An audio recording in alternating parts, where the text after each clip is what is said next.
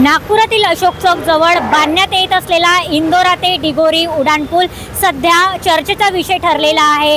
कारण या उड्डाणपुलाचा एक भाग थेट घराच्या बाल्कनीतून जात असल्याचं चित्र समोर आलेलं आहे आणि स्थानिकांमध्ये आश्चर्य आणि चिंतेचं वातावरण निर्माण झालेलं आहे। सध्या मी अशोक चौक येथे उभी आहे आणि अशोक चौक परिसरातील प्रवीण पत्रे यांच्या घराच्या बाल्कनीतून उड्डाणपुलाची रोटरी जात असल्याचं स्पष्ट दिसून येत आहे।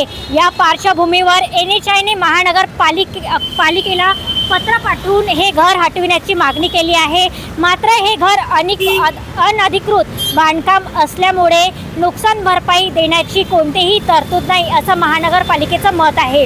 त्यामुळे घरमालक आता अडचणीत सापडलेले आहेत। घराच्या बाल्कनीतून थेट उड्डाणपुलाचा काही भाग जात असल्याचं रहिवासींच्या सुरक्षेचा प्रश्न निर्माण झाला। अपघाताचा धोका टाळण्यासाठी तातडीने निर्णय घेणे आवश्यक असल्याचं स्थानिकांचं म्हणणं आहे।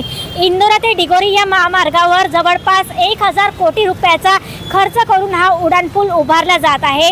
शहरातील वाहतूक कोंडी कमी करण्यासाठी हा महत्त्वाचा प्रकल्प मानला जातोय। मात्र घराच्या बाल्कनीतून उड्डाणपूल जात असल्याचं अनोख्या परिस्थितीमुळे बांधकाम पद्धतीने प्रश्नचिन्ह उभं राहिलं आहे। या प्रकरणात महानगरपालिका आणि NHAI याच्यातील समन्वय अभाव अधोरेखित होत असल्याचंही बोललं जाते।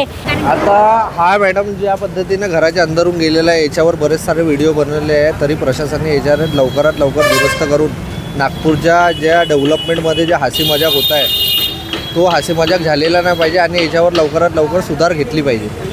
सगळ्या म्हणजे एक सामान्य माणसांच्या हे आहे, कारण की नागपूरमध्ये डेव्हलपमेंट होत आहे, ही खूप चांगली गोष्ट आहे। पण आता जसं असे वीक पॉईंटमुळे नागपूरच्या ज्या कॉमेडी रील्स स्टार हे ते बनत आहे यूट्यूबवर, जे काही गोष्टी येत आहे या छोट्या छोट्या पॉईंटमुळे, तर ते योग्य नाही आहे डेव्हलपमेंटसाठी, मला असं वाटतं।